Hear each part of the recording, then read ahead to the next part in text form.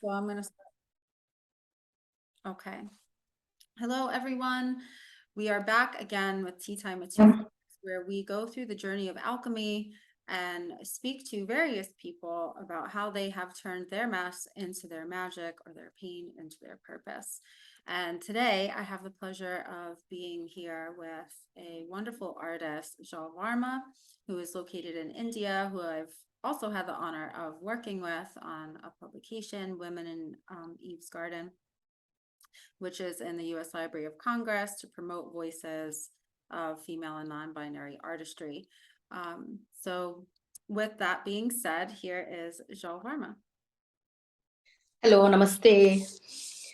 Oh wow, it's awesome to see you again. Always a pleasure to connect with you. It's beautiful when we have a conversation, even though we haven't met. It's like we know each other, and we can be genuinely honest with each other, and the conversation comes from the heart, and that's why this is gonna be precious to both of us. Yes, I really am so excited about this.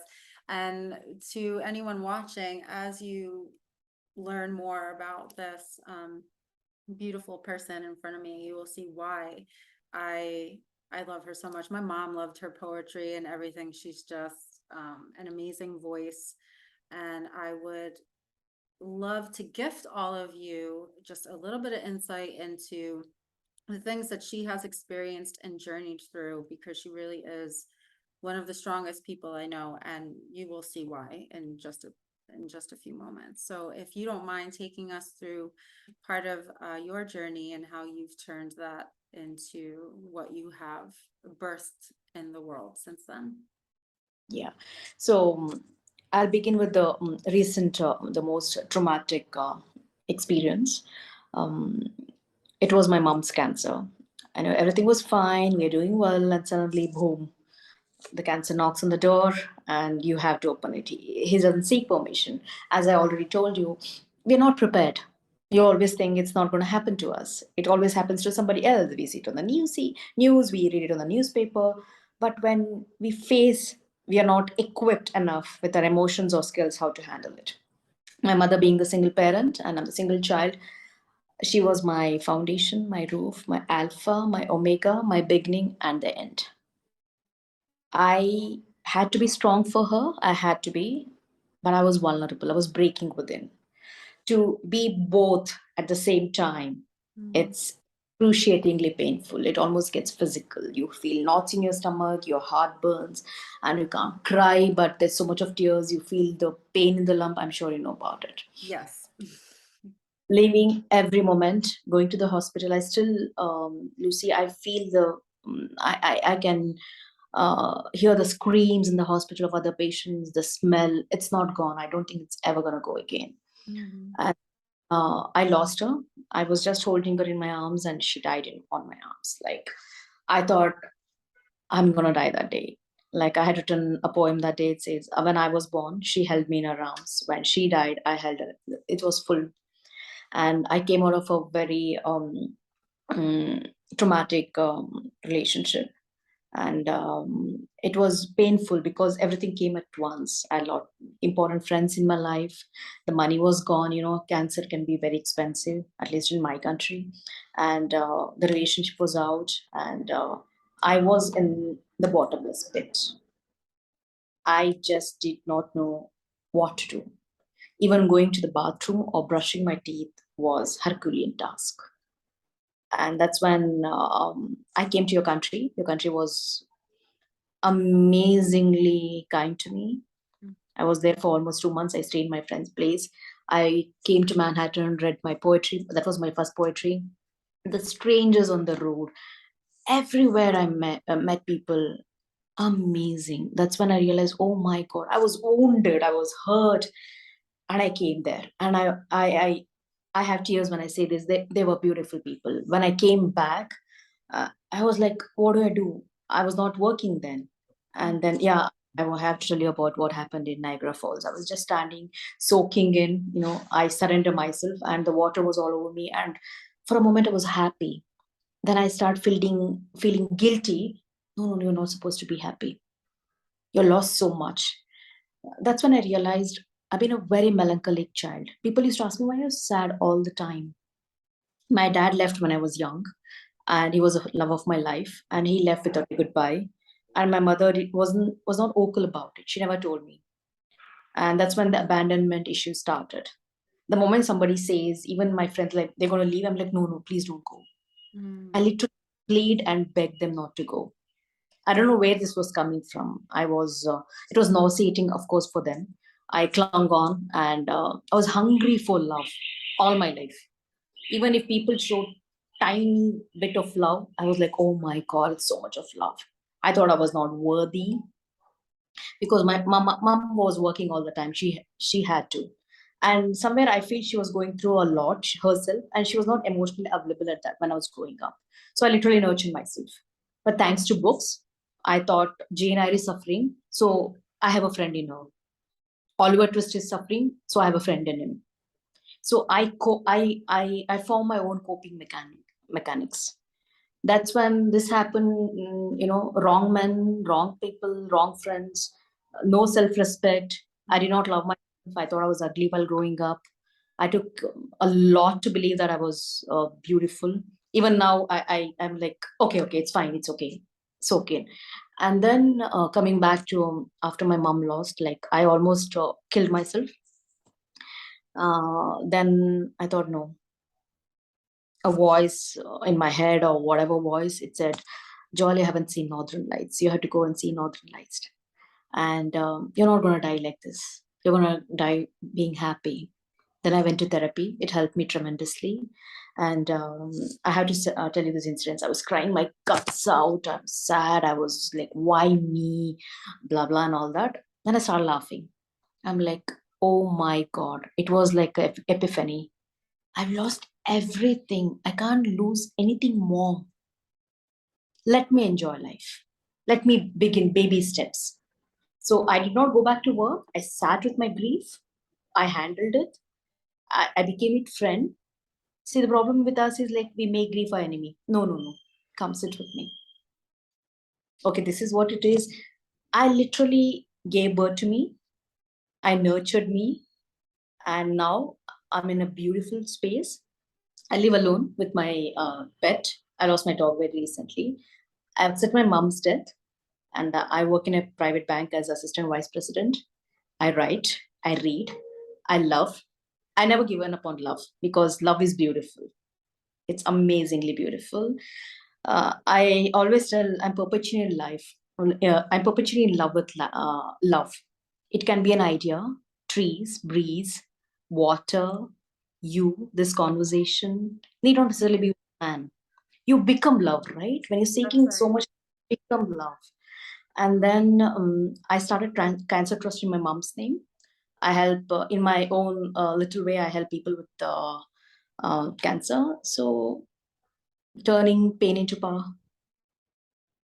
And it's so important. I love what you said about making friends with your grief, right? Because normally why our suffering persists or gets deeper sometimes is because of this resistance that we Mm, create within ourselves, between reality as it is and what we wish it was, right? That's resistance. So how can you ever find this state of acceptance or even the remnants of peace if there is so much resistance to dealing with the reality as it is, right? So to make friends with it, what is it trying to show you about how you really feel about the situation or that person, or understanding where the root of that is so that you can then take empowered action as opposed to mm, feeling like you said, and like I know I have felt,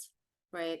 The why me, and mm, feeling like you're a victim to that particular situation. I really don't like the word victim.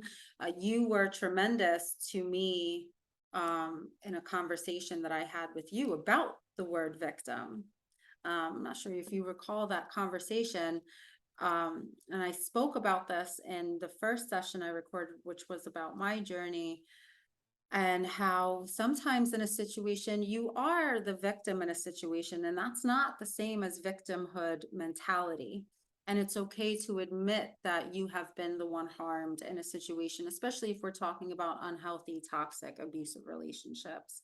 So to anyone watching this, a conversation with this young lady here is what even propelled me further into my healing, and her holding space for me and showing me that I could sit with it and make the fact that I had been a victim in a situation, or it felt that way anyway, my friend, and not resist the truth of that, so that I could then move past it, right? We spoke about how the only way through is in, right? Removing the resistance to journeying sort of through that. And sometimes we can't do that entirely alone, right? It happens even through conversations like the one that I had with her. It gave me, I believe that the universe works through people, even for ourselves, and that healing can oftentimes happen in community, right? Like you starting that trust in your mom's name,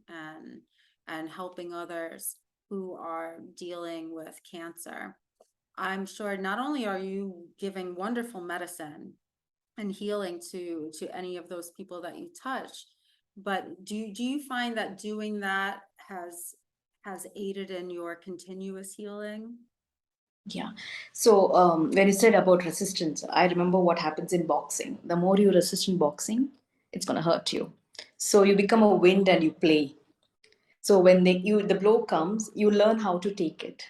That's when you win the boxing. Yeah. And yeah, coming back to this, when a life blow softens you, it softens you, get hit, you get hit, you get hit, you get up, you get hit. Sometimes it's in serendipity. It's not just one. Pop, pop, pop, you get you, you're all bruised, and you feel that you can't go on. And in your vulnerability, you find your strength. And when you find your strength, it's impossible not to give it to others. Not from the space of arrogance, from the space Right. of love. Right. You don't, it's not an effort to give strength to others. It's not an effort to give love to others. It's effortless, it's organic, because that's what it is meant to be. That's what the life teaches you. The moment you become bitter, it's downfall. Unfortunately, I've seen many people who have gone through a lot, they turn bitter. And it's sad, but sometimes you also need to have boundary. If they're not willing to take your strength and love, you should know when to step back, right? So and healing is a continuous process. It's not like, one fine day I wake up and it's gone. No, the grief keeps coming back in waves. You just learn how to manage it, because you're not aware of it. Now you're aware of it, and we should be extremely careful about our triggers. So what I'm feeling today might have happened, something would have happened in childhood. So you go back, you soothe the child. It's okay. The person said something today, it's not the person, it's what someone initiated that feeling years ago, right? Yeah. So like I do that, like I'm like, it's okay, Joel, sit with me. Nobody's going to harm you. You're safe. That's very, very important for a child. And we all have a child within us. It's like I was, you yeah, are safe. sorry. I don't mean to interrupt you. I could feel that this is like where you were going, right? And how we can nurture ourselves through the pain, because most of our responses are really the inner child reacting to a wound being played out, or particular triggers, like you said, so I'm just so happy you are saying this, and inviting people to embrace those feelings as opposed to resisting them, which just furthers our suffering by Yeah. resisting it. But you should be careful not to be a sponge, because you become extremely empathetic. You understand. And also, Lucy, I feel if you're not gone through it, you won't understand it. People, I understand you, you understand me, because we know how it feels to lose a mother whom we loved a lot. Yes. Others can try to understand, they can't. Yeah. I understand bottomless pit because I was there. So when you understand certain things, when people have been there, we don't even need words. The energy is enough. Like when some of the people say, "We understand you," they no, you don't. You Be don't. careful. Yeah. Yeah, they can say, "I'm there for you. I'll try to understand," but no, you don't. So a lot of people just say things because they're not coming from the space of awareness, and we learn how to forgive. Also, I don't take it to heart, Right. but I make sure Intention that is good, that you know. affect me all. Right. Right. The intention is good, and that's part of what I said in the first episode, right? And why I'm even creating this space is in the event that somebody who does feel somewhat alone in what they're navigating through in life can find and meet people perhaps that they've never met in physical life that is or has journeyed through something that they're going through, and so that they can see that it is possible to move through that and to transmute that experience um, into healing, right? Or into medicine for other people, which is what you and I are even doing through the stuff that we do, right? The fact that we're sitting and having this conversation about what it is to lose a mother, and we both lost our mothers to cancer. There's a lot of people going through that perhaps don't have other people around them that have experienced the same thing. And people will offer support and or their condolences or this or that, but it's true, you don't understand unless you've truly been through it or walked through that fire yourself, right? And know what it is to be reborn from that experience and have to pull yourself out of the ashes.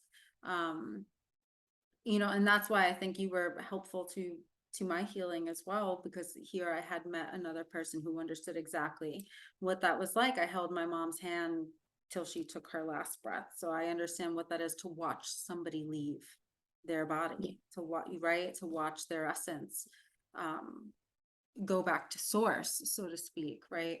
And so I hope anybody journeying through that, or even unhealthy relationships, with Jael and I have both experienced as well, and self-worth issues, um, that you can find some sort of truth for yourself, even through our stories, if you don't have anybody around you for support at this time. And what I would also like to say is sometimes when we see a loved one suffering, we try to carry their own cross, but no, Jesus carried his own cross. So everybody have their own journey. I'm not responsible for my mom suffering. That was her karmic package. I'm not responsible for my dad leaving. That was his. So what we do, a lot of people do that. We carry other people's burdens. No, Mhm. be with them, sit with them, but please do not take the responsibility of carrying their burdens. And also to emphasize, when I was in the cancer hospital, I used to take my mom every day for almost 10 months. My life perception changed 360 degree, complete paradigm shift.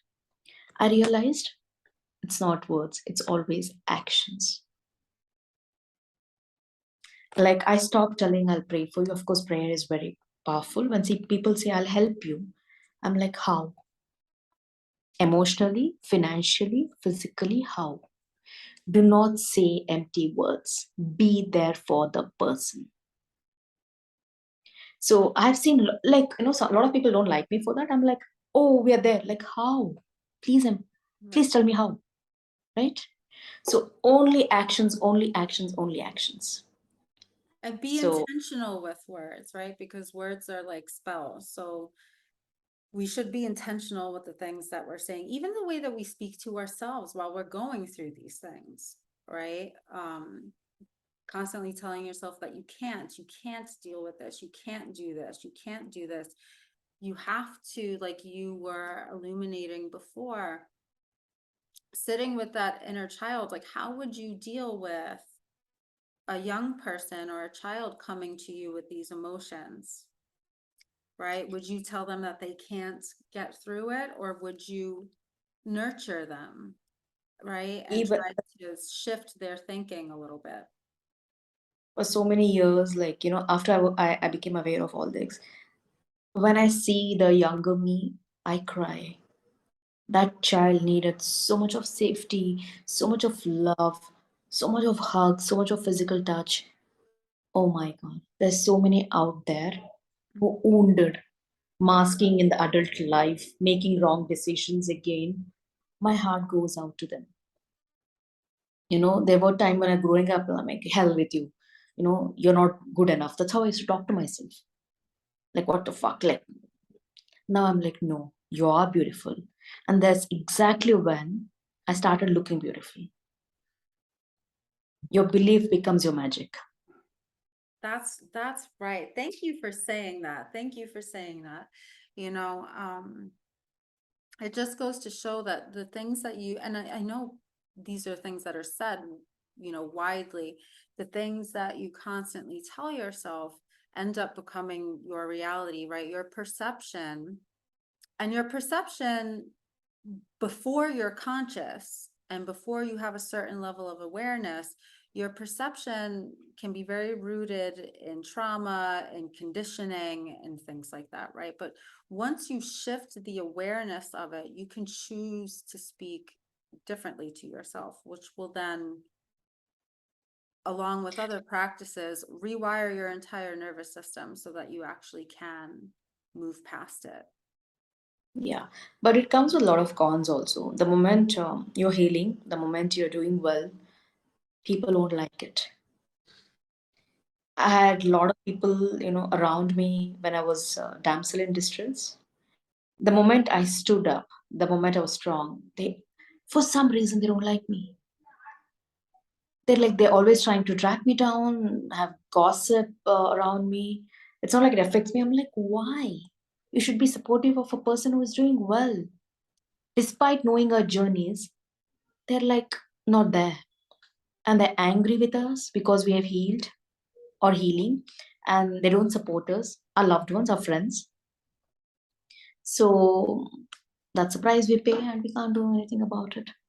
And you can, and it's a good point to bring that up, because many times when we talk about healing, um, a lot of people can make it sound like rainbows and sunshine, and it's really not always like that. You will have to learn to accept that as you actually start to turn your mess into your magic, or turn your pain into your purpose, or just alchemize it, that there will be relationships that will fall away, that no longer resonate with the healing that you're doing. And that is not a reason to stay stuck or to resist Mm, the healing because you're afraid of moving into a new space, right? Like, sometimes there are people and situations, jobs, whatever that is, that will only resonate with the unhealed version of you, right? mm, And you don't have to stay stuck there, just because you're afraid of losing those relationships, right? It's important for you to alchemize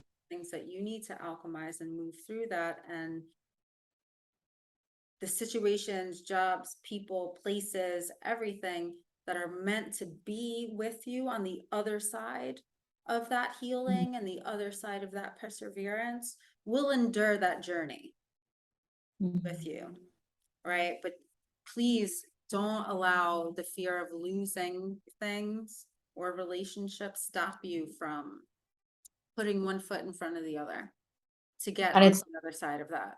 Hmm? absolutely not. It's not easy. It's not. No, it is not. Many relationships of mine changed, newer ones formed, right? As I became a more and more healed version of my highest self, as opposed to the one that was still rooted in similar things like abandonment issues or self-worth issues, or grieving, um, the loss of my mom and things like that. My relationships have certainly shifted for the better as I've healed things. And that doesn't make the losses any less sad, but remaining stuck is where It's you'll horrible find thing to yeah, do. The river which stagnated water stings. The beauty of the water is when it flows. That's right. That's right. What was So that? Bruce Lee said, be like water, right? Be like water.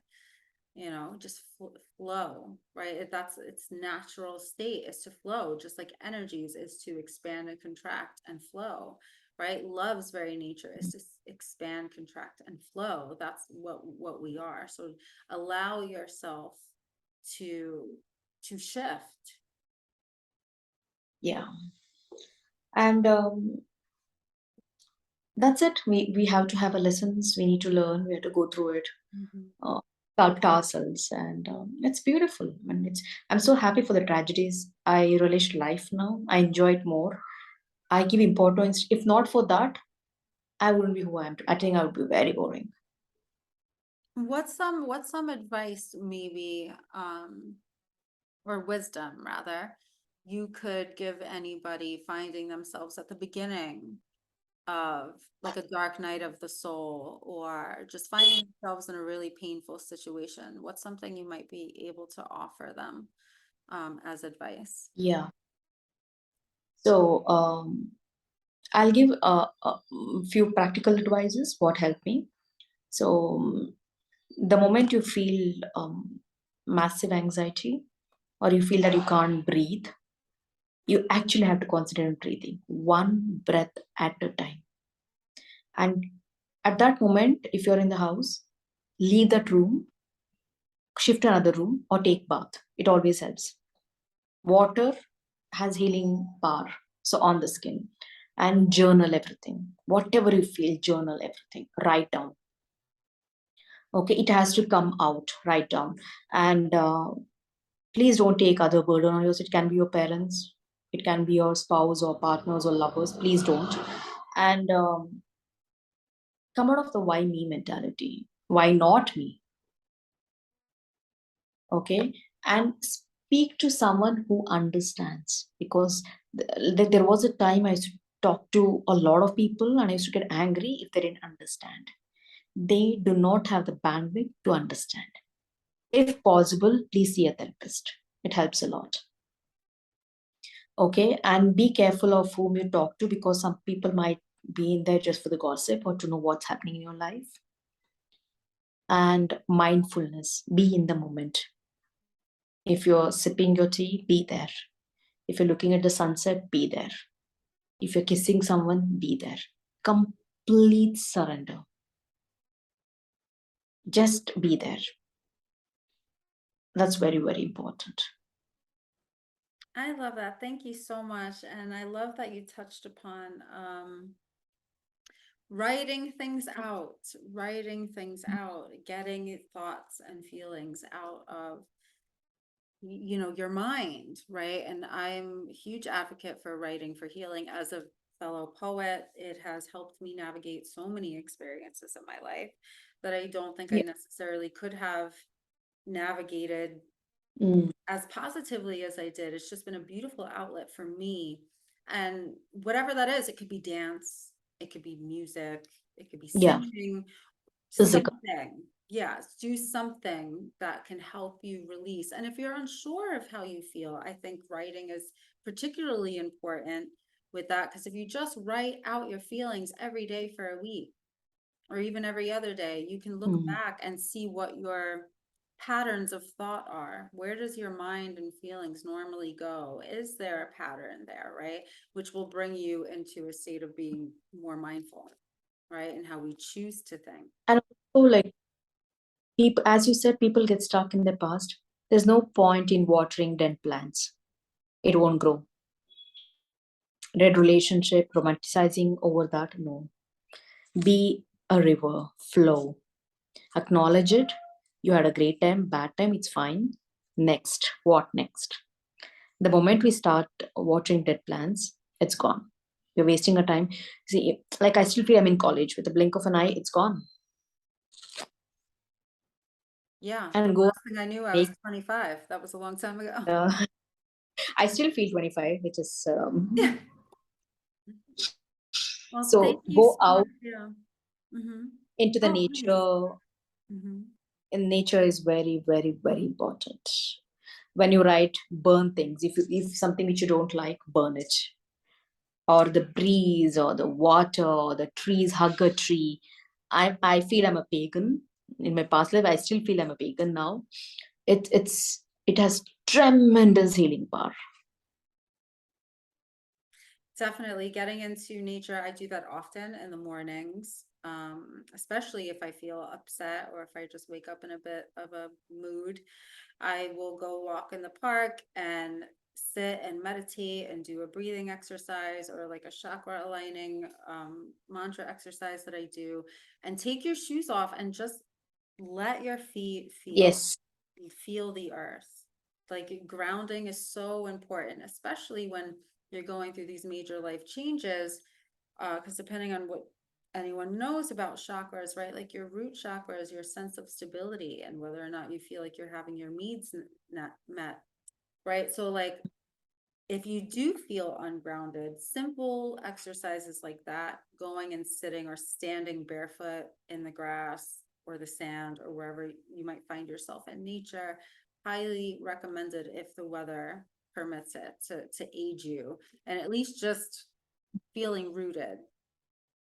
Yeah, I read somewhere that when you're barefoot, if you have any kind of deficiency, Mother Earth gives it to your feet. And it allows the whatever excess energy, because we are energy conductors, right? It allows excess energy to be reabsorbed into the earth too. It provides for more flow. We're constantly cutting off that energy because of shoes that are made up of rubber, which cut us off Mm, from our one universal mother, which is planet Earth, right? So that's definitely, if you're not sure what to do and you're sort of new to healing modalities, get out in nature and just allow it to touch your skin, allow it to actually mm, touch your skin and connect. That's one way you can just try to feel a little bit more rooted and present, right? mm, Like tactical breathing. Inhale for mm. 4, hold it, release for 4, right? That even though that's a type of pranayama, it's actually also used in the military too, to keep our nervous system When op- you talk about this, I have this weird thought, or it might be true or not. Uh, there is no mention of where Jesus was from 13 to 30, right? I yeah. feel he was, yeah, I feel he was in India and Yes, he learned pranayama. He knew the breathing techniques. So when he was crucified, he used that technique. That's what I feel. I agree. I, And the whole healing the yeah, hands thing, he had learned Reiki, and that's what was and happening. he's a shaman too. Yes, exactly. So I was just having the same thought the other day. It's so funny you bring that up. But yeah, that he was learning all of these holistic methods of healing. And that's really sort of what was going on, but that's a conversation for another day. Right. But I just want to thank you for being here with us and sharing part of your journey and letting people know to express it, to write it, to make grief or the pain your friend, right? And to remove a little bit of that resistance because as you beautifully said, the only way through it really is in, right? Yeah. We can make friends with it and nurture that part of yourself that is hurting the way you would a child that would come to you with those feelings. Yeah. Just I think that we should go out there. It's okay to have 100 heartbreaks. It's worth it. Just go fall in love, make love on an empty beach, kiss, have friends, go swim nude, do whatever you want. Yes. Just restrict yourself, like just be there, rage into your life, into the night, into the like daylight, whatever. Just Give be there. yourself permission to Yeah, feel be joy. bold. That's what I always feel like. It That's shouldn't right. be life shouldn't be mediocre. It should be phenomenal. It should be fantastic. It's a miracle, right? Of course it is. All the things that had to go right for us to even be here right now, it's a miracle, and honor the miracle that is you. And that doesn't mean that you're not going through hard stuff. It doesn't mean any of that. you need your love more than anybody right now, if that's what's happening, but you also And look deserve a beautiful at life. it, we lost so much. We came out of relationship, pandemic. We are here, two amazing women talking to each other, believing in love. Isn't this a miracle? It is. If you, honey, man, to all these people watching, if you would have thought that I'd be sitting here smiling and talking about all this stuff and trying to hold space for others, even 2 years ago or 2.5 years ago, I would not have thought that at all. Right? I would not. I just I can't even find the words because it's still so unbelievable to me sometimes. I'm so blessed and grateful to be able to do that and to share that with people like Joel and other people that I have met that are also trying to help people find their journey through alchemy so that they can. And you're glowing. You look beautiful than Well, ever. thank you. Thank you. Thank you. So do you, Boo. Thank you. Right. And we've both been through some shit, guys. Like I'm telling And you, we've been through a lot of shit. yeah, what's the secret? I'm like, go through shit. You will look beautiful. That's it. Allow it. Allow it. You are not I situations that occur to you. Just if you just allow and release the need to control a situation, you will see this huge energetic shift start to happening. And that is just the awareness that you need to release a little bit of control will be, I promise you, the beginning of your healing. It'll know. be the beginning of the shift. So this recording is gonna end in like a minute. So I'm gonna end it here and I hope to have her back again. Isn't she amazing? I hope you guys like her. Please tell us where we can find you on Instagram or whatever for anybody watching that wants to follow you. Jael Varma, JaelVarma. Okay, and And I will link that in the yeah, Mhm. yeah. And my bio says, I'm nobody. I mean, guys. Love her. Thank you so much for being here with me and for holding space for everybody and sharing such an intimate part of you and your journey and how you have alchemized it, how you've really been that phoenix. And I hope anybody watching who has been through a similar thing finds you and finds this. And I will link her contact information and her social media information in the description of this video. Please, please give her a like, a follow, a share, and reach out to her if you're journeying through a similar thing or me, and we are happy to connect. So thank you, Joel, for everything. I love you so much, and I'm so grateful for you. Bye. Bye.